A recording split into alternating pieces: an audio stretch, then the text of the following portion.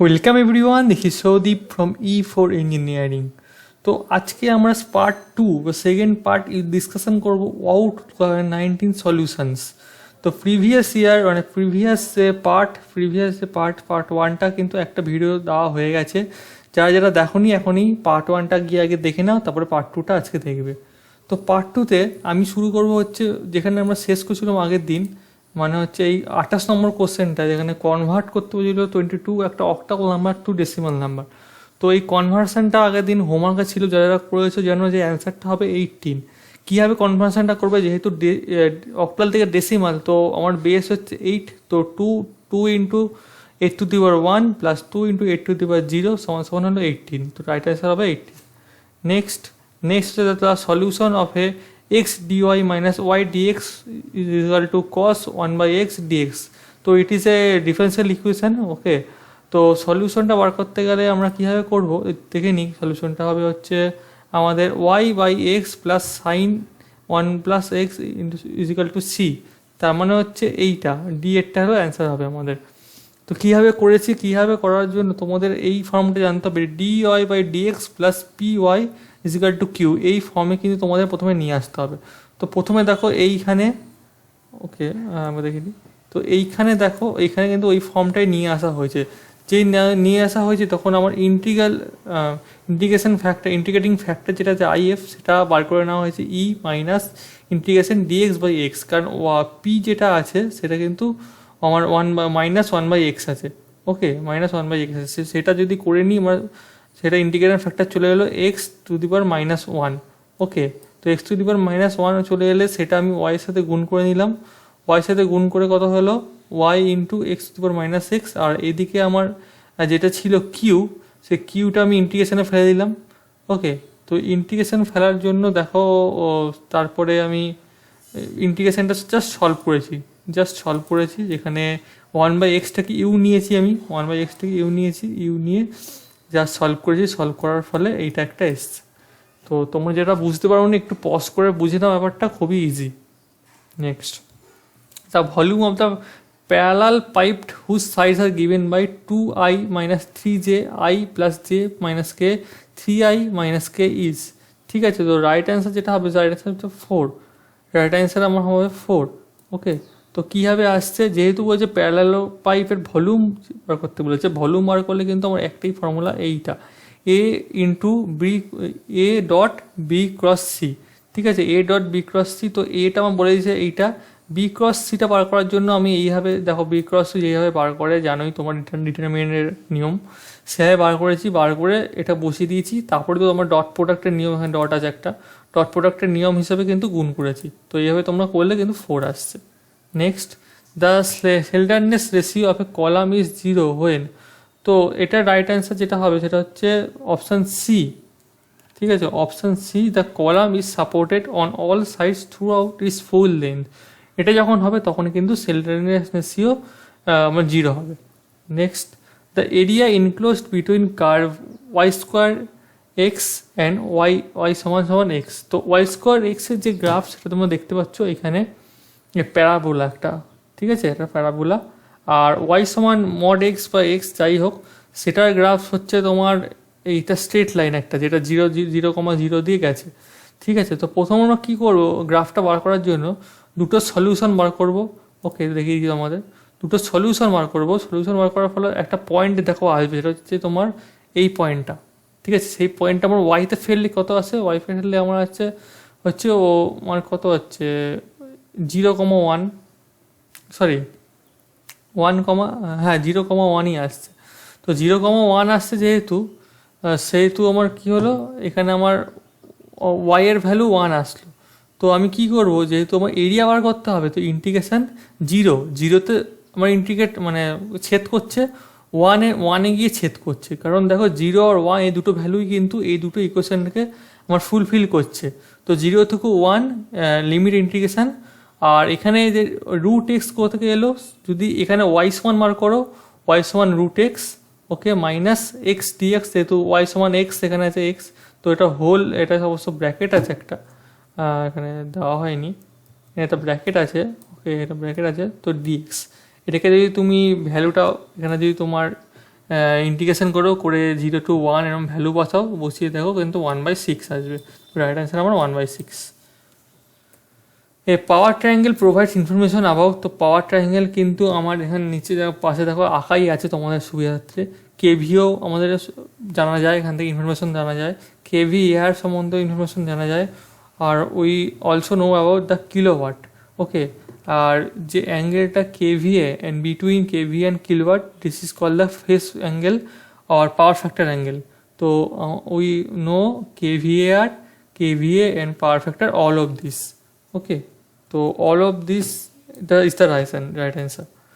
তো next question is the bipolar junction transistor BJT is a. BJT তাহলে আমাদের কি, current control, voltage control, both or non. তো যেহেতু আমরা বিজেটি, সেহেতু এটা হচ্ছে আমাদের কারেন্ট কন্ট্রোল ডিভাইস। ওকে, বিজেটি মানে আমাদের ট্রানজিস্টারগুলো, যে ট্রানজিস্টারগুলো আছে, ওকে, যে এরকম ট্রানজিস্টার আমরা এরকম ট্রানজিস্টার সেইগুলো কিন্তু আমার কারেন্ট কন্ট্রোল ডিভাইস। কারণ বেসে আমার কারেন্টটাকে কন্ট্রোল করেই কিন্তু আমি যে কালেক্টার আর যে ইমিটার, যে কারেন্টটা সেটা কিন্তু কন্ট্রোল করতে পারি। আর ভোল্টেজ কন্ট্রোল ডিভাইসের মধ্যে কিন্তু আমার ফেটগুলো পড়ে, যেমন যে ফেট, মসফেট, এগুলো কিন্তু voltage control device. Next, efficiency of DC generator means it's. তো যখন আমরা ডিসি জেনারেটরের এফিসিয়েন্সি হিসেবে কথা বলি, তখন জেনারেলি যেটা কথা বলি সেটা হচ্ছে আমাদের ইলেকট্রিক্যাল এফিসিয়েন্সিটা। ওকে, ইলেকট্রিক্যাল এফিসিয়েন্সি মানে ইলেকট্রিক্যাল লসগুলো বাদ দিয়ে, ঠিক আছে, যে ইলেকট্রিক্যাল লসগুলো হয় ভেতরে, সেই লসগুলো বাদ দিয়ে, যেমন কপার লস যেটা বলি আমরা, আয়রন লস, ওইগুলো বাদ দিয়ে যে আউটপুটটা পাই সেটা হচ্ছে আমার ইলেকট্রিক্যাল এফিসিয়েন্সি। আর মেকানিক্যাল এফিসিয়েন্সি মনে হচ্ছে আমার যে ফ্রিকশনাল লসগুলো হয়, বা এয়ার ফ্রিকশন লস যেগুলো হয় আমাদের, বা রোটেশনাল লস, সেগুলো মেকানিক্যাল লসগুলো বার করে মেকানিক্যাল এফিসিয়েন্সি বলি। তো মেনলি আমরা কিন্তু ইলেকট্রিক্যাল এফিসিয়েন্সিটাকেই বেশি গুরুত্ব দিই, কারণ আমাদের ডিসি জেনারেটরের আউটপুটটা কিন্তু ইলেকট্রিক্যাল। নেক্সট বলেছে যে একটা ভেক্টর আছে, সবগুলো কিন্তু ভেক্টর, তোমরা দেখে নিও। তো এ সমান 2, বি সমান 3, সি সমান 4, এ প্লাস বি প্লাস সি সমান 0। তো ভ্যালু অফ এইটা, তো এইটা বার করতে গেলে তোমাদের কী করতে হবে, দেখো মানে একই জিনিস করতে হবে বারবার। তো কী করতে হবে, এ প্লাস বি প্লাস সি সমান 0 দিয়েছে, তো এ প্লাস বি সমান মাইনাস সি। তো দুটিকে স্কোয়ার করলাম, হোল সাইড স্কোয়ার করলাম, স্কোয়ার করে এটা এলো, স্কোয়ার করার পরে আমার কী হবে, এরকম টাইপের। তোমরা তো A plus B whole square formula জানোই, সেই হিসেবে করলাম, করে এ এর ভ্যালু বসিয়ে দিলাম, বি এর ভ্যালু বসিয়ে দিলাম, সি এর ভ্যালু বসিয়ে দিলাম, সেই থেকে দেখো এ বির ভ্যালুটা পেয়ে গেলাম আমরা। বুঝতে পারছো ব্যাপারটা? এখানে কিন্তু সেইভাবে আমরা গেল, হ্যাঁ, তো সেইভাবে কিন্তু এখানে এ বির ভ্যালুটা পেয়ে গেলাম, সেইভাবেই কিন্তু বিসির ভ্যালু পাবো এবং সি এর ভ্যালুও পাবো। তো সবকটা ভ্যালু পেয়ে গেলে সেখানে জাস্ট বসিয়ে দিয়ে যোগ করে দেবো, আমরা কিন্তু রাইট অ্যান্সার পেয়ে গেলাম -29.2। নেক্সট যেটা আছে নেক্সট হচ্ছে 41-এর কোশ্চেনটা, a dash is a property of a inter relation rather than of the individual tulips in which each tulip is unique. তো এটা হচ্ছে আমাদের রাইট অ্যান্সার সাবজেক্ট কি, এটা কিন্তু কঠিন, মানে ভাষাটা দিয়ে দিয়েছে। ঠিক আছে, টিউলিপ মানে আগের দিন বলছিলাম রো, অ্যাট্রিবিউট মানে বলছিলাম কলাম, আর এখানেটা যেটা বলেছে যে প্রপার্টি, এটা কি অ্যান্সার হবে। ঠিক আছে, এটা কেন জিজ্ঞেস করো না, জাস্ট অ্যান্সারটা জেনে নাও। A series AC circuit has a resistance and inductive reactance of 6 and 8 ohm. It will be expressed in the rectangular form. তো রেক্ট্যাঙ্গুলার ফর্ম যেহেতু বলেছে, তখন আমরা এই যে ফর্ম, তো যে ফর্মটাকে আমরা রেক্ট্যাঙ্গুলার ফর্ম বলে, আর পোলার ফর্ম আমরা জানি যে অ্যাঙ্গেল দিয়ে যখন লিখি সেটাকে পোলার ফর্ম বলে। তো যেহেতু বলেছে যে আমার রেজিস্ট্যান্স 6 ওহম, রেজিস্ট্যান্স 6 ওহম মানে +6 তো হবেই, এবং যেহেতু ইন্ডাকটিভ বলেছে তো আমার +90 ডিগ্রি, তো সেই হিসাবে তো +J8। ঠিক আছে, তো রাইট অ্যান্সার হচ্ছে সি, আমার সি রাইট অ্যান্সার। ওকে, 6 + J8। নেক্সট, তো এটা পার্টিকুলার ইন্টিগ্রাল বার করতে বলেছে, যে এই ডিফারেন্সিয়াল ইকুয়েশনের এখানে d2y/dx2 - 5dy/dx + 6y = e⁴x। তো এখানে আমার যদি এটাকে এরমভাবে ধরে নিই, ডি এর ফাংশান, তাহলে d2y এটাকে হয় d² - 5d + 6, ওকে, = 0। তো আমার চলে এলো। এবার পার্টিকুলার ইন্টিগ্রাল করতে গেলে 1/4f4। তো এটা এইখানে আমি 4 বসাবো। 4 কেন বসাবো, কারণ ই এর ভ্যালু দেখো ওপরে 4 আছে, তো হাইয়েস্ট ভ্যালু যেটা আছে সেটা বসালাম, বসিয়ে আর এইদিকে যে অবজেক্ট আছে সেটা বসালাম, বসিয়ে দেখো আমরা পেয়ে গেলাম খুব শর্টে e⁴x/2, রাইট অ্যান্সার হচ্ছে B. Next, the commonly use technique for straightening thin pressure vessel is, তো এটা রাইট অ্যান্সার যেটা হবে সেটা হচ্ছে আমার wire winding. Okay, next, find the value of x. তো এটা একটা সোমের কোশ্চেন আছে যেখানে আমার একটা বিম দেওয়া আছে, যেখানে এ বি একটা বিম। ওকে, আর এখানে একটা ভ্যালু, এখানে পিভটটা দেখো এখানে আছে, আর এইখানে একটা 500 নিউটন। ওকে, 500 নিউটন ফোর্স এই সিতে না জি যাই হোক যা আছে সেখানে কাজ করছে। তো আমার বার করতে হবে হচ্ছে এই এক্সটা, মানে এই পিভটটা এ থেকে কত দূরে আছে। তো আমার এ থেকে জি অবধি যেটা আছে সেটা তো আমার বেরিয়ে গেছে 2.5 মিটার জানি। তো আমার জি থেকে সি যেটা আছে সেই ভ্যালুটা যদি বার করতে পারি তাহলে কিন্তু আমার পুরো ভ্যালুটা বার হয়ে যাবে। তো আমি এটাকে ধরে নিচ্ছি এ। ওকে, তো নেক্সট কী করবো, next taking movement about C. তো সি এর কেন্দ্র করে, মানে সেন্টার কেন্দ্র করে যদি মুভমেন্টটা আমি ক্যালকুলেশন করি তাহলে দেখতে পাবো যে এই যে 200 নিউটন, 200 ইন্টু 2.5 প্লাস এ, কারণ এই 200 নিউটনটা 2.5 প্লাস এ, এটা পুরোটা করছে। এরপর 500 500 কতটুকু করছে এ ডিস্টেন্স, সমান সমান আমার এইদিকে দেখো আছে 300। ঠিক আছে, 300 ইন্টু 2.5 মাইনাস এ, কারণ পুরোটা 2.5 আর মাইনাস এ এইটুকু বাদ যাবে। তো এইভাবে কিন্তু আমি ইকুয়েশনটা লিখে নিলাম, লিখে যদি আমরা সলভ করি তাহলে এ সমান পড়ে আসছে 0.25, আর এক্স সমান আমরা বুঝতেই পারছি 2.5 প্লাস 0.25, তো যোগ করলে আমার চলে আসছে 2.75। খুবই ইজি, খুবই easy. Next, an aluminium wire is stretched so that its length is increased by 0.1%, the change in resistance is। তো এই অঙ্কটা আমি করে দেবো না, তোমাদের হোমওয়ার্ক থাকলেও তোমরা করে আমার কমেন্টে জানাও, যে ঠিকঠাক জানাতে পারবে তার নাম কিন্তু পরের ভিডিওতে আমি ডিসকাস করব। তো আগে যাওয়ার আগে বলে দিই, আমি চ্যানেলটা এইভাবেই আমাকে সাপোর্ট করে দাও এবং সাবস্ক্রাইব করো, কারণ এইগুলো করতে আমার অনেক কিন্তু খাটনি করতে হচ্ছে। তোমরা যদি করো তাহলে আমি আরও পরে পার্টগুলো কিন্তু নিয়ে আসবো, ঠিক আছে। তো এরপরে একটা ম্যাট্রিক্সের অঙ্ক আছে যেখানে বলছে if x is equal to -9 is a root of এইটা, then the other two roots R,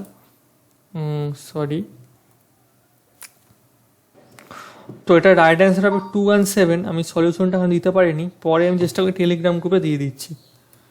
A data structure in which element can be inserted or deleted at from both the ends but not in the middle is, এটা right answer হচ্ছে DQU।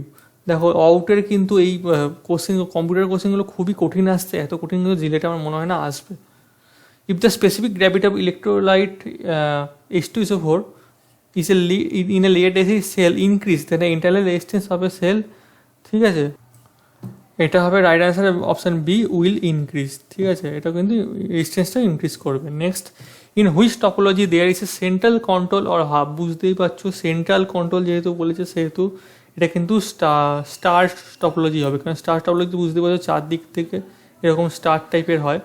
ঠিক আছে, তো মাঝখানে কিন্তু central একটা পেয়ে যাচ্ছে যেখান থেকে তুমি কন্ট্রোল করতে পারো। ওকে, a simply supported beam has been subjected to unsymmetric loading, the deflection would be maximum at a section where, ঠিক আছে, যেটা হচ্ছে রাইট অ্যান্সার অপশান বি, যেখানে slope is 0। Okay, next, a system of 3 forces is acting on a body and keeps it in equilibrium, the forces need to be coplanar but may or may not be concurrent. So it must be coplanar, but may or may not be concurrent. It may be parallel also. Okay.